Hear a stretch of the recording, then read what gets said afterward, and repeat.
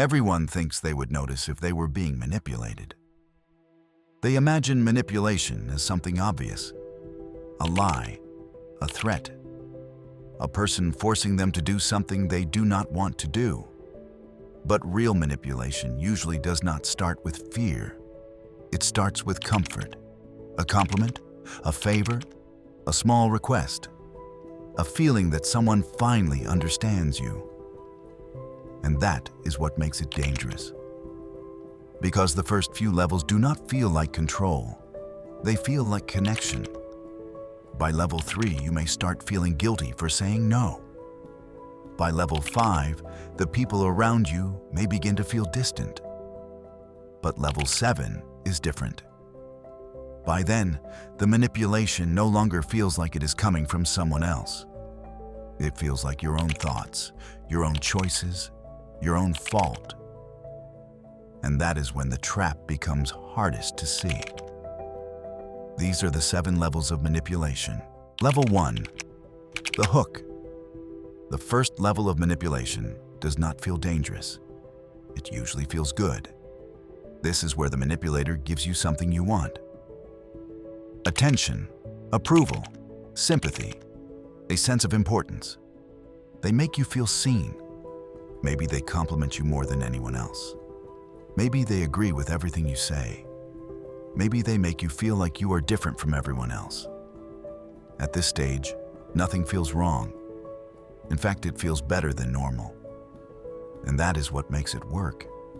Because the easiest way to influence someone is not to scare them. It is to make them feel understood. When someone makes you feel understood, you naturally start opening up. You tell them more. You trust them faster. You lower your guard. And from the outside, it may look harmless. Just messages. Just attention. Just someone being nice. But this is where the first connection is formed. The manipulator learns what makes you feel safe, what makes you feel special, what makes you want to come back. And once they know that, they know where the hook goes. Level 2, the small favor. At this stage, the manipulator makes their first request. But it is not big. It is not dramatic. It is small enough that saying no feels unreasonable. Can you just do this one thing for me? Can you keep this between us? Can you reply faster next time? Can you cancel that plan? I need you. The request seems harmless. So you agree. And when you agree, something changes. The manipulator has now tested the boundary and learned that it can move. This is how control often begins. Not with a command, not with a threat, but with a tiny compromise, a small adjustment, a little sacrifice that does not seem worth arguing about. Most people do not want conflict. They would rather give in a little than create tension. But manipulation rarely begins with one massive demand. It begins with one small favor, then another, then another, until eventually, the person being manipulated forgets where their original boundary even was. And by then, saying no feels much harder than saying yes. Level 3, the guilt switch. At this stage, the manipulator no longer just asks. They make you feel bad for not giving them what they want. They might say, "After everything I've done for you, I guess I just care more than you do. You are really going to leave me like this? I thought you were different." This is where manipulation becomes emotional. Because now, you are not responding to the request. You are responding to the feeling they created. And guilt is powerful because it turns your own conscience against you. You start helping them, not because you want to, but because you feel cruel if you do not. You start saying yes, just to avoid feeling selfish. You start explaining yourself. Even when you did nothing wrong, you start apologizing just to make the tension disappear. This is the level where many people get stuck. They know something feels off, but every time they try to pull away, they feel like the bad person. And that is exactly what the guilt switch is designed to do. It makes your boundary feel like betrayal. Level 4, confusion. At this stage, the manipulator starts attacking your certainty. They deny things they said. They change the story. They act like your memory is unreliable. One day they are warm. The next day, they are cold. Then when you react, they tell you that you are overthinking. This is where things become harder to explain, because there may not be one obvious moment you can point to.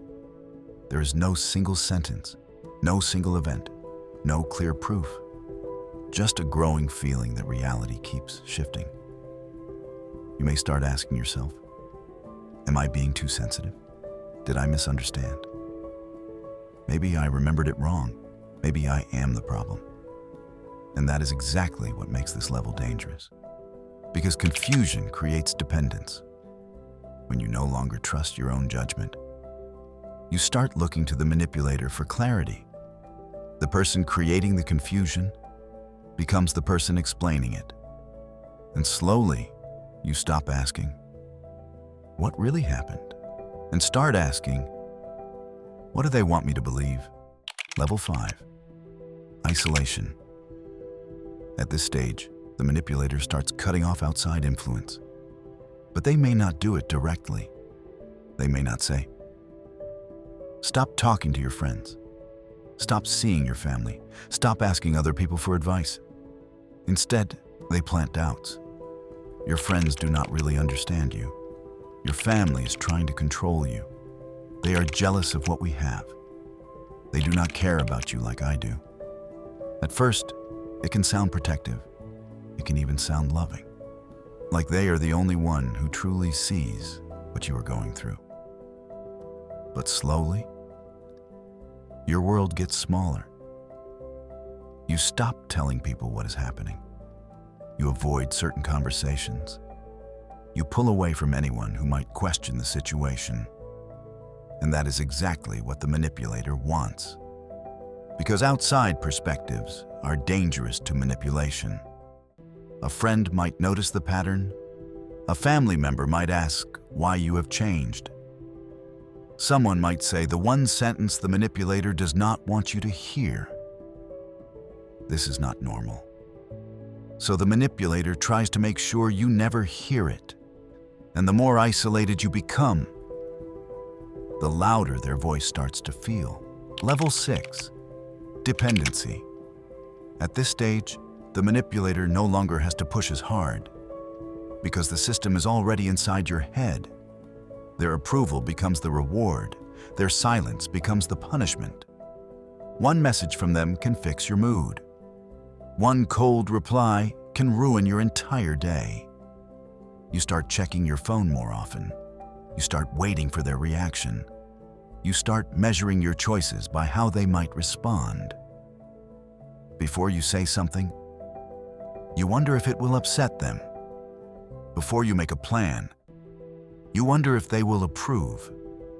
Before you set a boundary, you imagine the argument that might follow. And slowly, your emotional world begins to orbit around them. From the outside, this can look like loyalty. But it is not loyalty. It is dependency. Because you are no longer choosing freely. You are choosing what keeps the peace.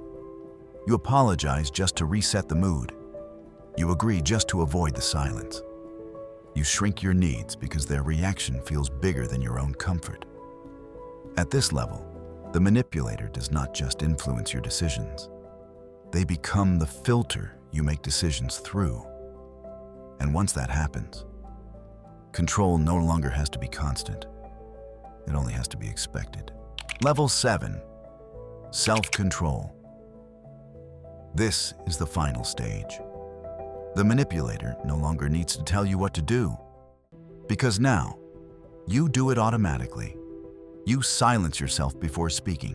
You doubt yourself before disagreeing. You shrink your needs before they are even questioned. You explain away behavior you would have once called unacceptable. And the most disturbing part is, it starts to feel normal. You begin thinking in their voice. Before making a decision, you imagine their reaction. Before setting a boundary, you feel guilty for even having one. Before asking for respect, you wonder if you're being too difficult. This is the deepest form of manipulation, not because someone controls you every second, but because they have trained you to control yourself for them. At this point, the cage does not need a lock, because the person inside has been taught not to leave. And that is what makes level 7 so dangerous. The manipulation is no longer just happening to you. It is happening through you. Manipulation does not always look like cruelty. Sometimes it looks like love. Sometimes it looks like concern. Sometimes it looks like someone who knows exactly what to say at exactly the right time. That is why it works. Because the most effective manipulation does not begin with control. It begins with trust. And once trust is weaponized, every level after that becomes easier to climb.